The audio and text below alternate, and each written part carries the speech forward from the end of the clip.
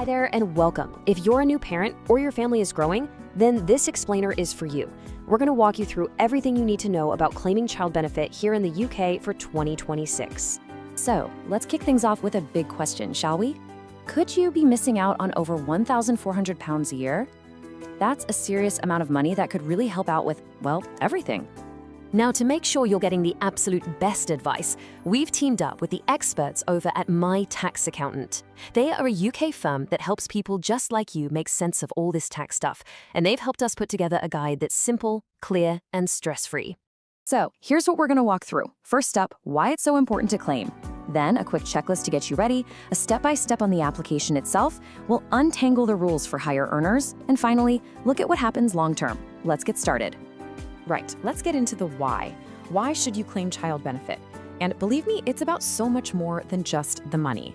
There's a huge, often missed benefit that you really need to know about. Okay, so there are two massive reasons to claim. You've got the cash, obviously, which is a big help. But then there's what we're calling the secret weapon, national insurance credits. These are absolutely crucial because they protect your future state pension if you take time off work. It's a game changer. So what are we actually talking about in terms of cash? Well, for the 2026 to 2027 tax year, for your first or only child, it's $27.05 a week. That works out to a very nice $1,406.60 over the whole year. And it doesn't stop there. For any other children you have, you get an extra £17.90 a week. Now they pay you every 4 weeks, so you can see that for 2 kids, you're looking at nearly £180. And for 3, it's over £250. It all adds up. Okay, let's circle back to that secret weapon because this is so important. By claiming child benefit, you automatically get national insurance credits. These fill in any gaps on your record, making sure you qualify for the full state pension later on.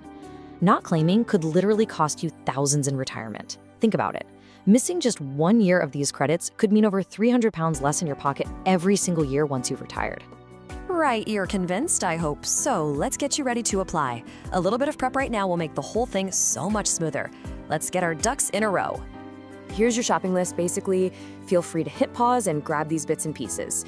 You'll need the birth or adoption certificate, your national insurance number, and your partner's if you have one, and of course the bank details for where you want the money to go. Okay, listen up because this is a huge pro tip you cannot afford to ignore. Do not delay. You can, and you absolutely should, start your claim the moment your baby's birth is registered. Why? Because HMRC will only backdate your payments for up to 3 months. Wait any longer, and you are literally leaving money on the table. All right, you've got your documents, you're ready to go. Let's dive into the application itself. Don't worry, it's not as scary as it sounds, and we'll break it down for you. Honestly, the whole thing really is this simple. It breaks down into just 4 steps. 1, choose how you want to do it. Online or the app is way faster. 2, grab those documents we just talked about. 3, fill out what's called the CH2 form. And 4, hit submit. That's it. And this is a big one. How long are you prepared to wait? If you do it online or through the HMRC app, your first payment could be with you in as little as 3 days. 3 days! Compare that with the postal route. You could be waiting up to 16 weeks, maybe even longer. It's a bit of a no-brainer, right? Go digital if you can. Okay, deep breath. This is the bit that can feel a bit tricky. Whether you're an employee, run a small business, or you're a freelancer, we're going to talk about the high income child benefit charge. It sounds complicated, I know, but we're going to make it crystal clear. The phrase you're going to hear a lot is adjusted net income. So what on earth is that? Well, it's not just your salary. It's your total taxable income, so profits if you're self-employed, interest on savings, all of it, after you've taken away things like your pension contributions. Here's how it works. It's actually pretty logical. If the higher earner in your household has an adjusted net income below £60,000, you keep all the child benefit, no charge. Between $60,000 and $80,000, you have to pay a bit back, specifically 1% for every £200 you earn over that $60K mark. And if you hit $80,000 or more, the charge equals the benefit, so you pay it all back.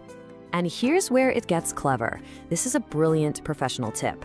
Remember we said pension contributions lower your adjusted net income? Well, for someone like Chloe, a freelancer in Manchester, putting more into her pension could actually lower her income on paper enough to keep more of her child benefit. It's a really smart move to consider.